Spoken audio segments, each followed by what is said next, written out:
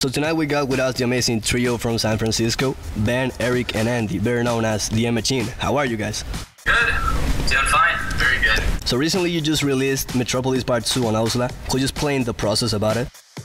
Yeah, absolutely. I guess at this point, a couple years back, we were sort of just making friends with Skrillex and hanging out with him and sending him tracks. And when it came time for him to sort of get his label started, which is OWSLA, we were one of the early bands that was ready to submit and release music on the label. So we put out our first single and B-side, which was Promise Me a Rose Garden and Glow. And then we decided to do our full album in two parts, which is Metropolis. So we did part 1 and then more recently part 2. And it's been a really amazing experience. One of the great things about Metropolis is that it's like a whole story about it. And how do you keep those storylines in mind? Will we see another concert like that in the future? Yeah. So when we are writing music, whether it's a remix or original music, we tend to talk a lot about the imagery that the songs conjure for us. And because Metropolis was growing into this whole album, and we were just coming up with so much sort of plot line and imagery for each song, it started to sort of take shape as an actual story.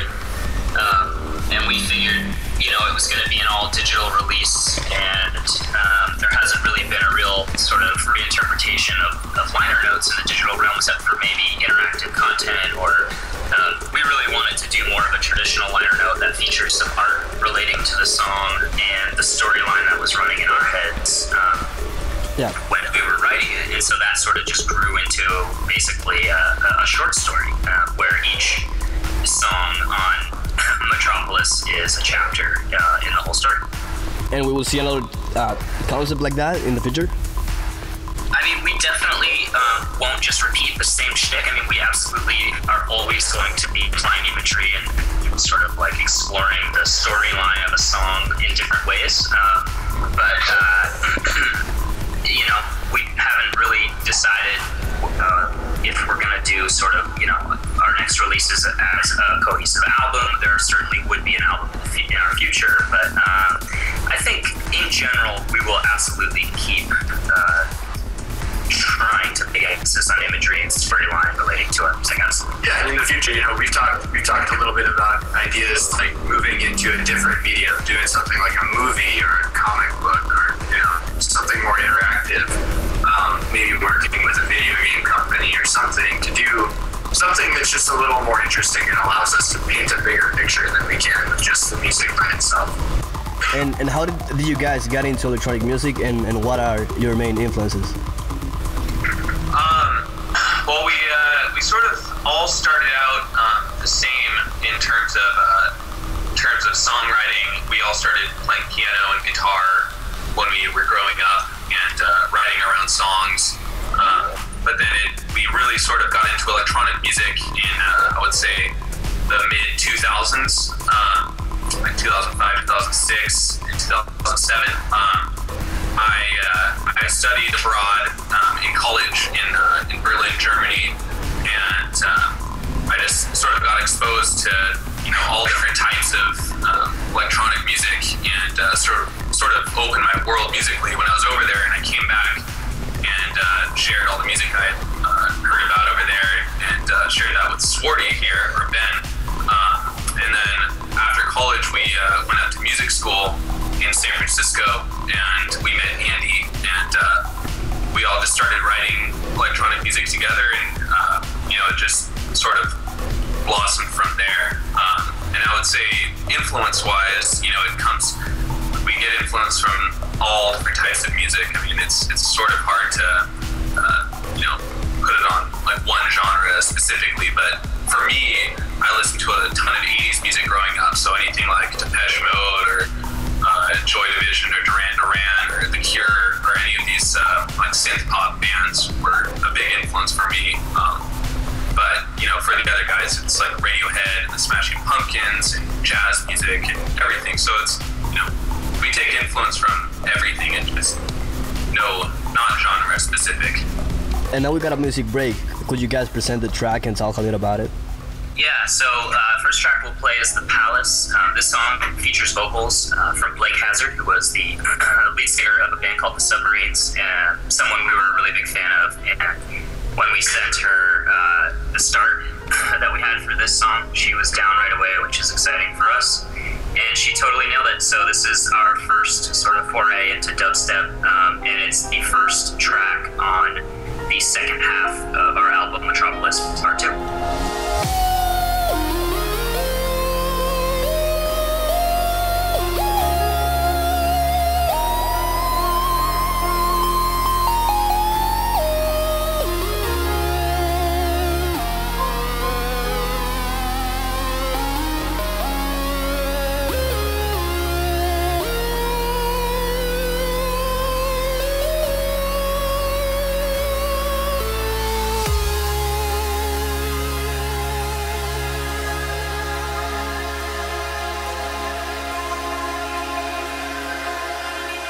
Estás escuchando EDM Radio Show.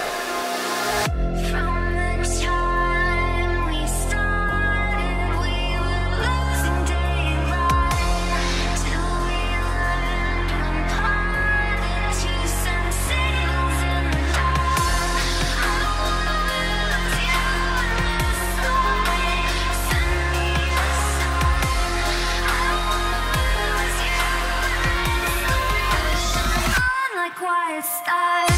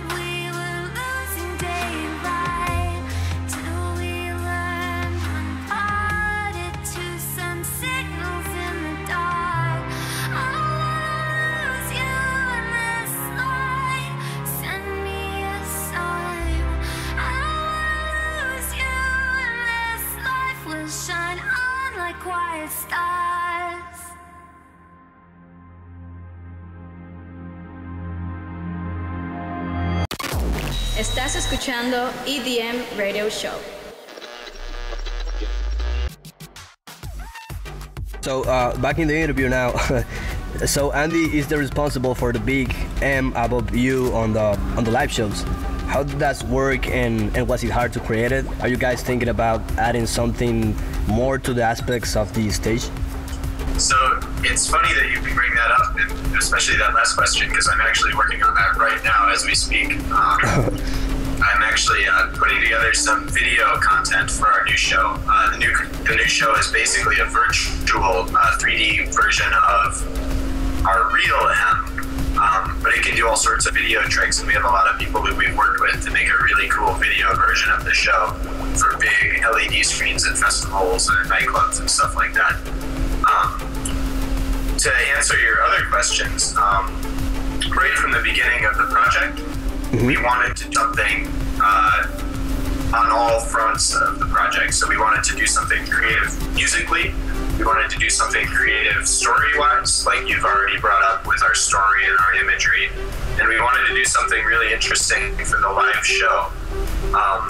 So the M was always sort of the centerpiece of the project, and we sort of conceived of it right from the beginning, you know, what sort of cool thing we could make to be the icon or the central piece of our show and our whole presentation to the world. So I had spent some time out here in San Francisco working with some really smart people who, you know, make their own controllers or make art installations for a festival out here called Burning Man. And they taught me a lot about electronics and how to program electronics and buy lights and controllers from China, and spent a few months just learning how to build and how to make essentially a light up amp. And like I said, I was really fortunate to discover really smart, really driven people who can teach me the ropes to do this. Because, you know, in this time, if you have Google and you have enough time and you have enough energy, you can pretty much build whatever you want to build. And that proved to be the case for our amp light show. So it's a cool thing. It's a very interesting thing to do visuals for the band itself. You know, there's not many bands out there, I think, who do their own visuals, but it's that little touch and that sort of connection to the music that makes the whole show a little bit more interesting than what anybody else does. And speaking of live stuff, do you prefer sets, or DJ sets, or play live, and why? It's really venue dependent. So first off, we always want to show a group of people our live show. I mean, that's almost always going to be the thing we want to be doing, because, you know, we're singing live and we're mixing live, and Andy's performing visuals live, and we get to show either our video show or display the M that Andy spent so much time creating. And so that's sort of like, that's the pinnacle of the M Machine experience. But I would say, you know, within the last year, we've really gotten excited about, you know, having the DJ set sort of in our back pocket as well, because there are definitely times when it's just really fun to 100% vibe out on the fly, you know, find that genre of music that's working for people, or teach them, you know, what they should be liking or listening to or whatever. And we're such like rampant explorers and sort of diggers for new music that to get to take some of that stuff that we're spending, you know, at least a significant amount of time digging up and sort of geeking out on, to get to go share that even when it's not your own tunes is totally fun also. So probably we would prefer to be doing live shows for the most part, but we're really glad that there's a lot of DJ sets lined up as well. And what's your favorite genre to work with? Well, that's sort of a funny question for us, just because, like, you know, regardless of how, you know, fans individually feel about, you know, different genres or specifically being sort of like anti-genre in general, regardless of all that, we have certainly been pinned as sort of a genre-free group. I mean, you know, we're writing dance music and we're writing indie music, but it almost seems silly to talk about anything we've written from like a genre perspective, because the experiences and the writing memories that we have with these songs are totally unrelated to the genres that they sort of like wind up getting labeled as. So, for example, we talked about working with Blake on the Palace and recording our own vocals for A King of Tiny Anthem and make music videos for Glow and for Tiny Anthem. Those are the things that sort of like stick in our mind, as opposed to, you know, we tried out doing Lumacore or something like that. That doesn't really like resonate for us. And this question goes to the three of you. If you could describe the M Machine with one word, what would it be? That's crazy. I've never done that. Well, yeah, you'll have to use us while we think for a sec. Everything. Yeah, what's that? What's the word for that? Omnipresent. Everything, yeah. It's a little bit of everything. Yeah, there you go. Every part of everything that you consume from the M Machine is really thought out. Every single part of it means something. How about screaming?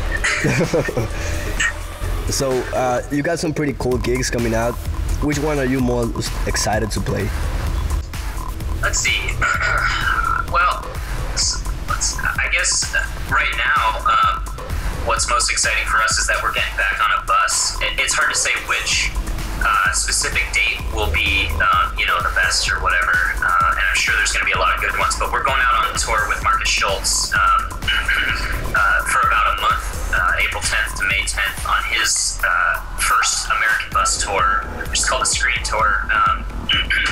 And that's going to be really cool for us because we have gotten to open and co-headline a lot of shows with a lot of different styles of artists, a lot of different genres of artists, but never serious. Well, serious is the wrong word, but never sort of a more traditional trance artist. And these are fans who put a huge emphasis on melodies and chords and beautiful music, as opposed to just the heaviest and the most banger. And so for us, that's exciting because we do write heavy music, but we also put a huge emphasis on musicality and sort of taking the listener on a little bit of the journey. So we're hoping that even though we don't write trance music, hopefully, the Marcus crowd and the people who are showing up to see the M Machine are going to sort of like understand that, we come from a similar sensibility. Yeah. And what's next for the M Machine? Any remixes, collab, maybe a new album coming up, gigs, whatever?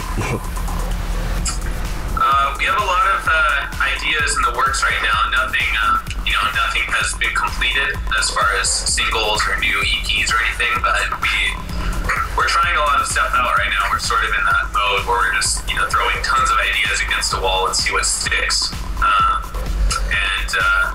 We have at least one collaboration coming up. I don't know if I can say with who, but it's a good one. So, Yeah, one of the best things that happened this year was going to Miami for WMC and Ultra, and getting a chance to finally sort of shake hands with some of the artists who have, been on the internet sort of talking about appreciating our music and sort of giving us shout outs and stuff, but getting to sort of put a face to those names and talk about collaborations and future remix ideas and, just writing music with some of these people is probably one of the more sort of validating and exciting things that's happening. So we will definitely have the chance within the next few months to try something out that we haven't done yet as the M Machine, which is to sort of co-write music with some of our heroes.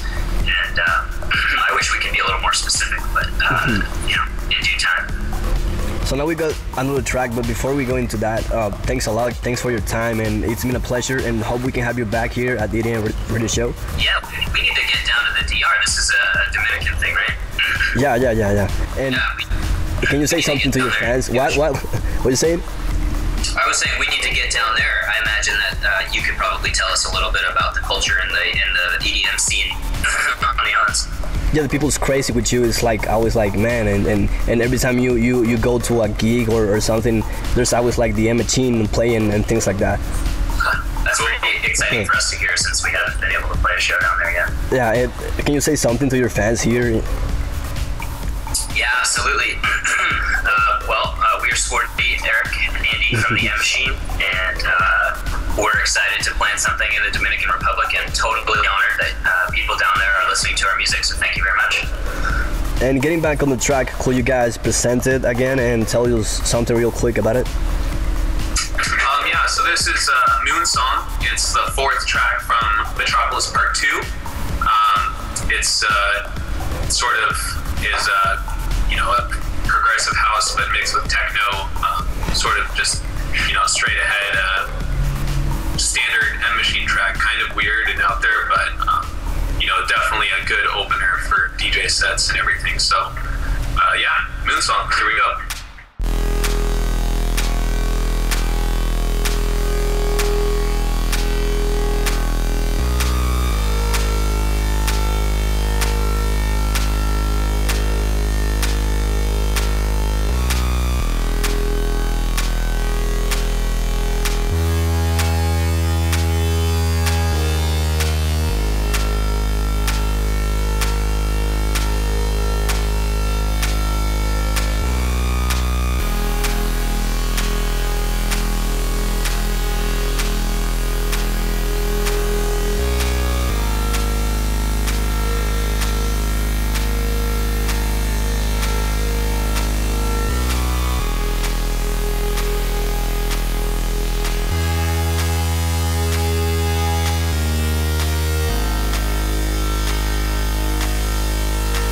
EDM radio show con The M Machine.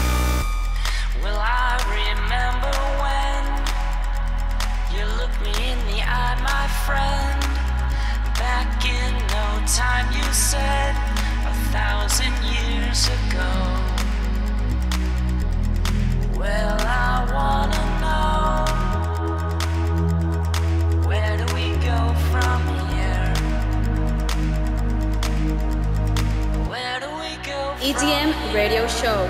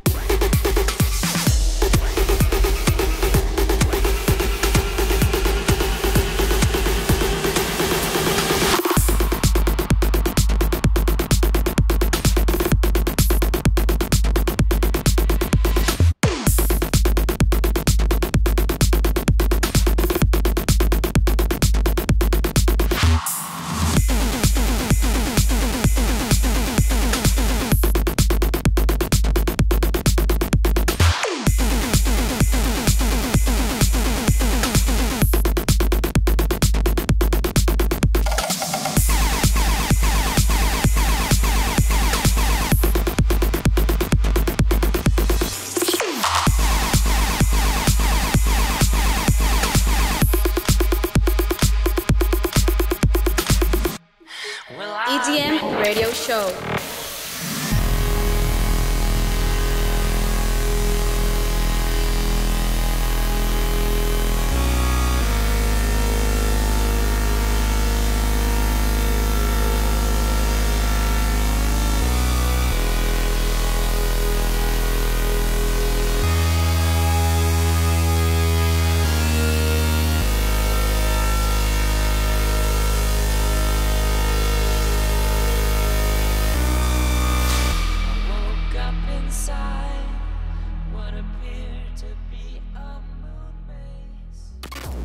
Estás escuchando EDM Radio Show.